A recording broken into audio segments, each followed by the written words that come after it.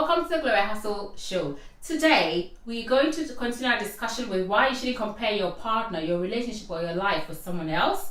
It's very destructive, and we're going to go through the 6 reasons why you shouldn't do that. This program is sponsored by SunnyTV, the Gloria Hassall Foundation, Kane Pharmacy, and Gladys Essentials.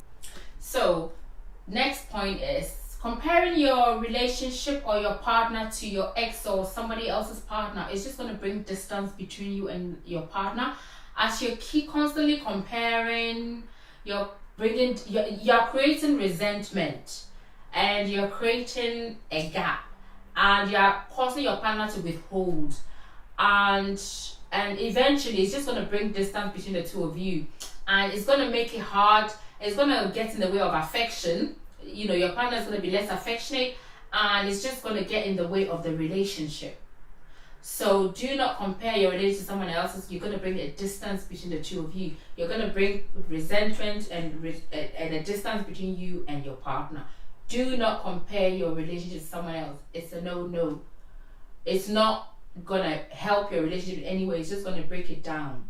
What you need to focus on is build that relationship, no matter how bad it looks. I know people who started with nothing and they're at the top. And when I say the top, I mean the very top. And so imagine these men have been lucky enough to have good women by their side, because these women have just supported them and encouraged them until they got to the top. And they, vice versa, have also supported the women and not betrayed them. Because a lot of the men as well, they meet the woman, they've got nothing. The woman supports them. They get to a point, they think, oh, you're not good enough for me. I want young blood. So divorce, young blood. Look at me. I've got young blood. No. These are good men who have stuck with the women. You know, when they had nothing, the women stuck with them. And when they had everything, they stuck with the women. And you see these relationships, and it's just glorious.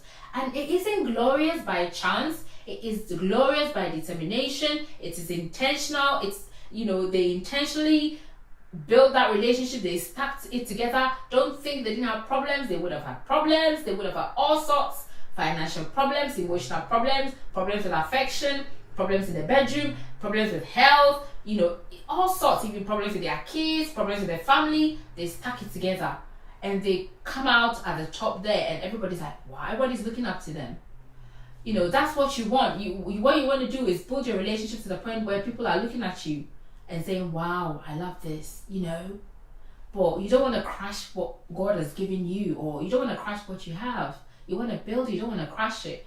So do not bring that gap and distance. That distance is eventually going to lead to a breakup. Or it's just going to make the relationship really go down and bitter and sour. It's going to take the sweetness and the love and the beauty and the affection and everything that's great about that. It's going to take it out of it, and then eventually it's just going to drain it. And if it doesn't end up in breakup, it's just going to make the relationship not a very sweet one. It's going to be one of those enduring my marriage kind of relationship instead of enjoying my marriage kind of relationship. So what you want to do is put yourself in a place where you're enjoying your marriage and not enduring your marriage. These words sound similar. Enduring, enjoying. They sound very similar. They both start with an E. They both continue with an N, and they both end up with ing. But they are 2 different words. Which one do you want to choose? Enduring or enjoying is your choice. God gives us everything, but we need to make the most of what God has given us. So God is giving you the man, He's giving you the resources He thinks at the time you need to make that relationship work. And even if you're having all the resources, He's giving you some resources. Work with it. It's like in the Bible, the servants who got the talents, the others worked with what they had and they got more. And the other one said, oh, I thought you're a wicked man, so I'm just going to bury my talent. Are you going to bury your talent? Are you going to ruin your relationship? Or are you going to be the one who went like, oh, I'm going to work hard and get more? You get more, you gain more. You don't, because I think the one who buried it, the judge was like, you're a wicked man. And then he cast him out, he rejected him, he cast him out. And he said those who have more will have more, and those who have nothing, that what they have will be taken away from them. So basically, literally, if you're crashing your relationship, you're going to lose it. If you're comparing your relationship with someone else, somebody else's relationship or your ex, you're going to lose it in the end. That's why I think the Bible says that what they have is going to get taken away from them. And those who are building what they have, they're going to have more and more. They're going to flourish, they're going to grow, they're going to excel. So it's really up to you. Are you going to build the little you have, or you're going to crush it and, tear it up with your own hands? Be the virtuous woman. If you're a woman, be the virtuous woman. Build what you have. Ask God to help you as much. If you're weak in certain aspects, ask God for grace. Pray through it. Pray with your partner through it. If you're Christians or you have a faith, if you don't have a faith, just stick with it. Whatever you can do to get through it, do it to get through it in a positive way, not in a negative way. So if you compare your relationship to somebody else's relationship, you're missing out on the good. Like I've given you previous reasons. You're bringing distance, you're causing resentment, blah, blah, blah. It isn't fair. So all of these things is just making you miss out on the good of what your relationship could actually be.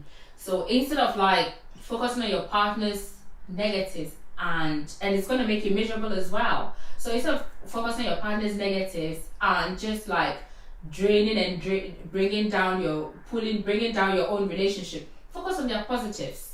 Make a list of all the things that they do that make you smile. Remember, focus on the things, who they were when you met them, the good things. Make a list of the good things they were, or the potential you saw in them, or the good things they did for you that drew you to them and made you either marry them or decide to be with them.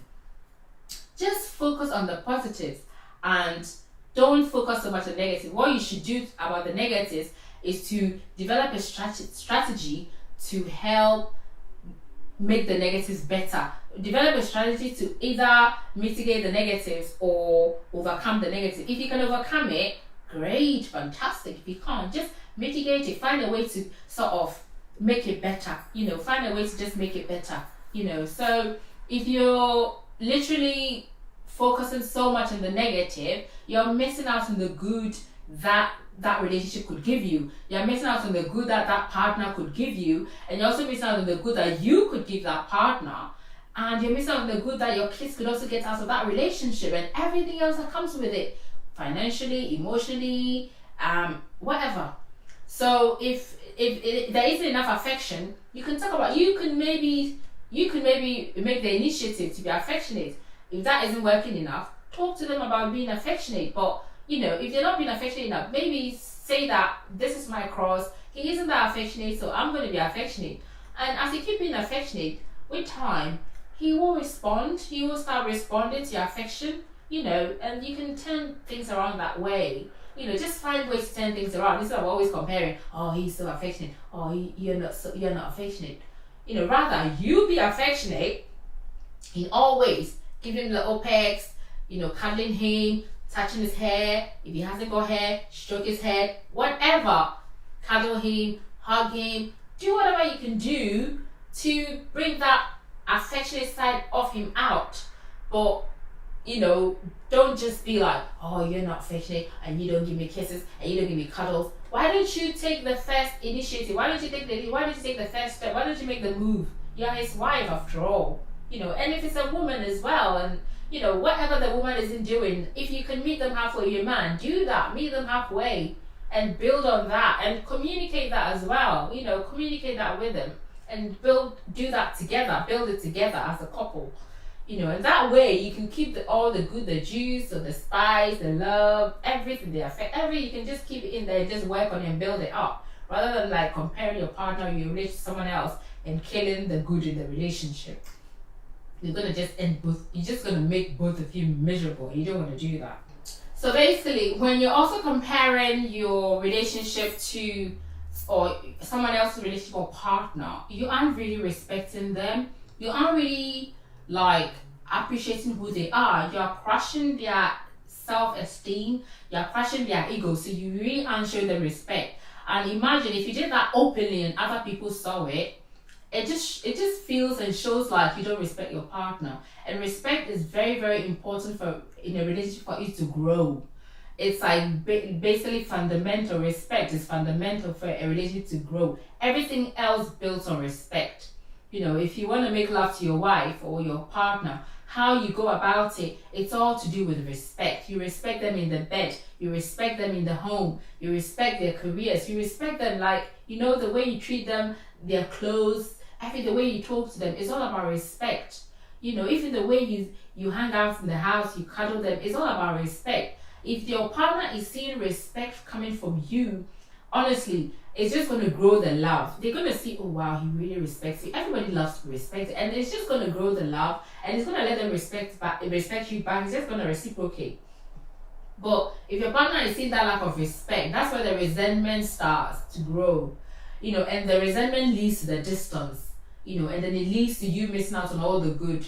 So you have to really focus on respecting your partner no matter what. If they've got a challenge, if they've got a bad habit, just overlook, and you need to overcome that and accept them. It's about accepting them for who they are. Once you accept them for who they are, you overcome that boundary of judgment, which is also comparing them, like that judgment. Oh, you did that and you haven't done that and all of that. It has to do with judgments as well. Once you respect them, you're not gonna criticize them because you accept them for who they are. You love them for who they are. You remember who they were before you got into that relationship. And everyone loves that. Everyone is happy if they feel accepted and respected for who they are. If a person is in a relationship and they know you're not trying to change them, it's the best feeling ever, knowing that you're accepted for who you are and you're not being compared. No one is trying to change you here. So don't try to change them. Don't marry a person with the goal that you're trying to change them. Marry a person if they've got a character or a characteristics or a trait you don't like.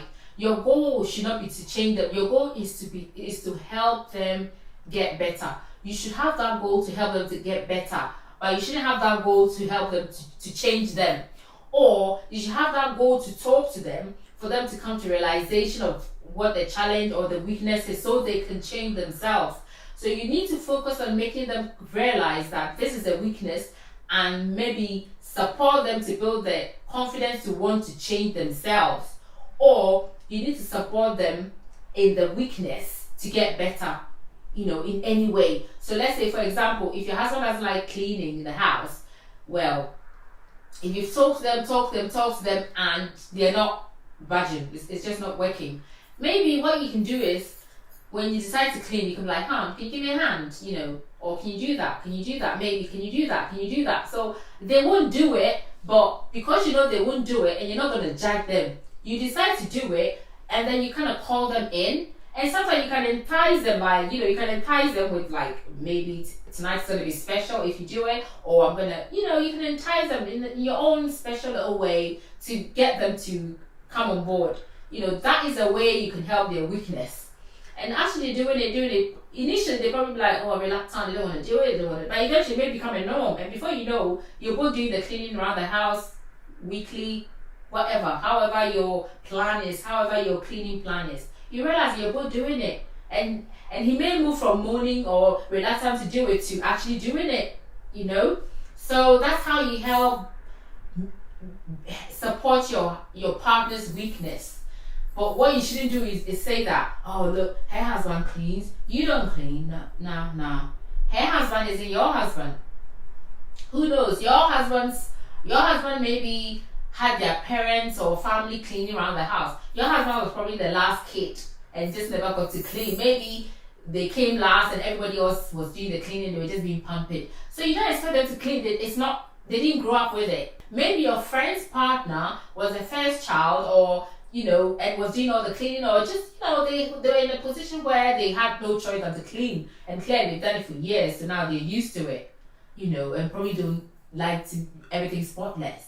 But your husband is the type who was maybe the last child and had everyone cleaning around the house, and he just never did it, or mommy's boy and mommy did everything. These are two different people. They've got their own strengths, but clearly one's got a strength in cleaning and one hasn't got a strength in cleaning. And the one who hasn't got a strength in cleaning may have a strength in something else, and the one who's got a strength in cleaning hasn't. So you shouldn't really say, oh, her husband cleans, or her husband blah blah blah, or her husband cooks. I don't know, maybe your husband was just not designed to cook, so he's gonna do other things, but you may just have to do the cooking, or you can get him to cook with you, or you can get him to do little things while you're cooking, and then it feels like he's cooking with you. so you can sort of meet him halfway that way, but you should never compare them to someone else, because they are not someone else. They are who you married them. So I'm gonna talk about other little bits and bobs as well, that comparing your relationship with someone else's relationship kind of do. So we've gone through the 6 reasons, but I've got a few other tips as well. So comparing yourself, your partner, or your ex to someone else's partner can actually break the trust. Once your partner sees that you're comparing them to your ex or somebody else's partner, you're breaking the trust you've got between the two of you. So you need to be careful here. It is also easy to idolize someone you don't know. I think I hit on that point earlier, because you don't, like I said, you don't know their skeletons in their closets. On the outside, they look very good. They might treat you really well on the outside, but on the inside, they might not be that great person you think they are. They just look great on the outside in front of the cameras or before everyone, but they may not be that great person they are, behind closed doors. So when you know them temporarily, they are glamorous, they are great, but long term, they might not be that great, So I've literally talked about these in the 6 as well, but I just wanted to go a little bit over it. So basically, if you find yourself in this loop of constantly comparing your relationship to someone else's relationship, and basically my advice is snap out of it. I've given you a lot of tips that can help you get out of it, and if you're really, really struggling, like I said earlier, find someone you respect, who appreciates and respects marriage or relationships, and maybe being themselves in a long-term relationship, and have that chat of your challenges. Chances are they've probably been through it and have had strategies to overcome it. They've been able to overcome that challenge. Speak to them and get counsel. Be careful who you speak to. Like I said, some people you speak to them, they break your relationship. So really have clearance in your spirit before you talk your marriage or relationship business with others. Some people either let it out and just tell everybody else, or they give you bad counsel. So once again, if you're seeking counsel, just be careful who you talk to. Make sure you've got clearance in your spirit, and make sure you're speaking to the right person. Make sure you're speaking to someone who respects and understands marriage, appreciates marriage, and has the focus on building relationship rather than breaking relationship. So, that could be some kind of therapy that you can get from this person, and that person, that marriage counselor, or whoever this person you choose to go to, should be able to give you advice on how you can build love again in your relationship, advice on how to build the trust in your relationship. If you're a woman, advice on how not to crush the man's ego. If you're a man, advice on how to respect your woman as well. Just like to talk you through coming together. So they're literally gonna give you advice on how to build your relationship together as a couple. So this is my tip on not comparing your relationship to somebody else or your ex.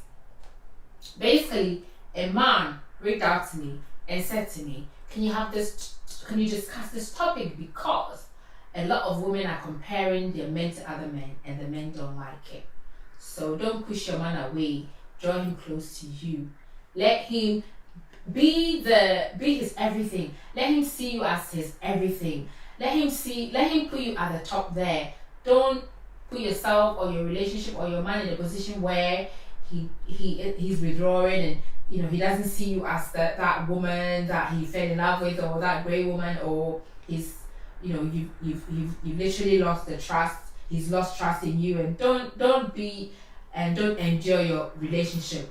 You can enjoy your relationship, but it's all up to you. It's how God has given you the resources, the materials. He's giving you the man and what you need, or the woman. It's up to you to make glory out of this relationship. It's up to you to bring beauty out of this relationship. You've got the materials, make it work, and make it work good, make it work glorious, make it work beautiful. Don't crash it, build it. That's all I've got for you today. I pray that you get the grace not to compare your relationship to someone else, and I pray that you're able to love and enjoy your relationship and not endure it.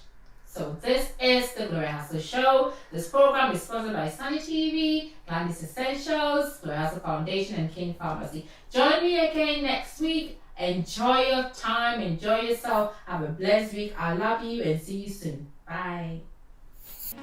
Gloria Hassall Show comes your way every Saturday, 7 p.m. on SunnyTV with your host, Gloria Hassall, to break down the importance of addressing and discussing issues like current affairs, marriage, culture, economy, health, wealth, and education on Gloria Hassall Show, 7 p.m. every Saturday on SunnyTV.